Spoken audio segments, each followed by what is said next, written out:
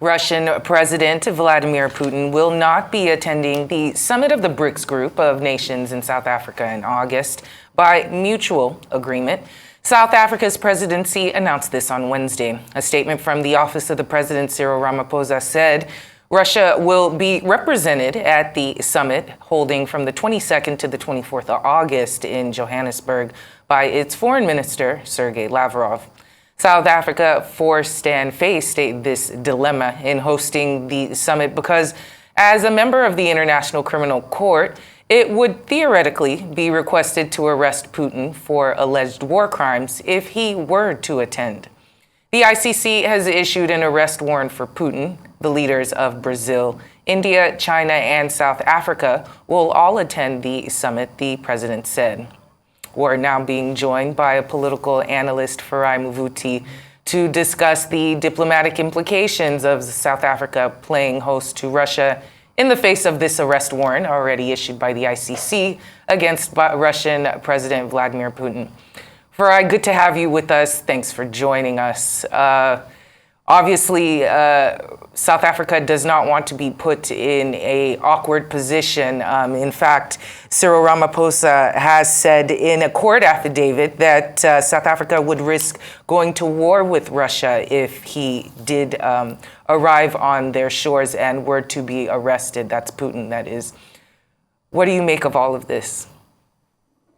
Well, I wouldn't make it the messaging as dire as you have put it. Of course, Ramaphosa does say that in a court affidavit, justifiably so, because bear in mind that these countries have had a long history of pre-liberation support and equally post-liberation support.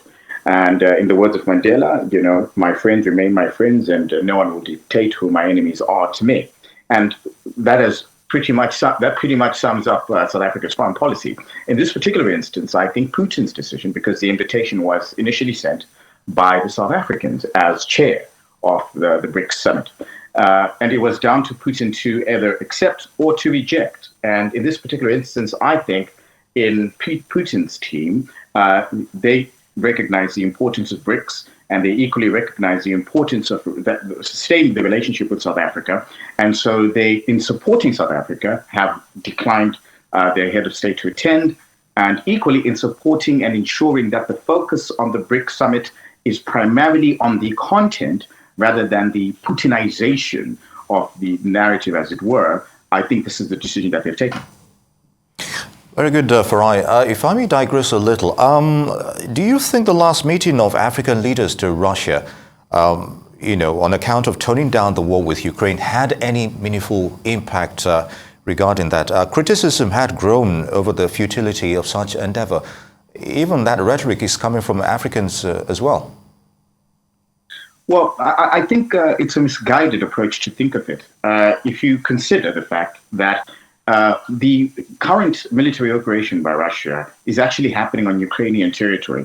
And if you consider the fact that Ukraine's war is somewhat of a post-colonial warfare, considering the history between the Soviet Union and Ukraine itself, who is better placed to have a discussion with Russia, considering the fact that the colonial experience is predominantly with the Africans?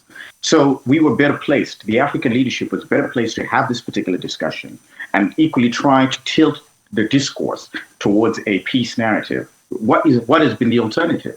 The alternative has been to have this anti-Putin approach. You cannot approach peace discussions or even have any discourse with a country that you have denigrated. War in itself is not a means to an end. It should lead to a negotiation table. So the current constant barraging of this anti-Russian sentiment does not help the particular discourse around peace. South Africa, considering the fact that it was one of our latter countries to gain independence, was well put to lead this particular delegation in light of their experiences during the apartheid. So African countries have historically an embedded vested interest, not, of course, setting aside the commercial interest, but fundamentally the historical relations with this particular region, this part of the world. So the approach was to ensure that there's a clear understanding. Russia is going to need African support at the UN, as will most other countries. Africa is now the citadel when it comes to geopolitical maneuvering. And as you know, historically, the Cold War played in the background of Africa. So these particular heads of state took it upon themselves to take new leadership and put Africa at the center of discourse in as far as how Russia engages this issue. And there's a historical context, but also the major subtext is one, of course, of a commercial interest that ties in Ukraine. So the narrative that it was a futile exercise is purely to miss the historical, rather, let me put it plainly, it's being plainly ahistorical. All right. Well, there's more to discuss on that, but that's all the time we have right now. Thank you for joining us for this analysis, Farai.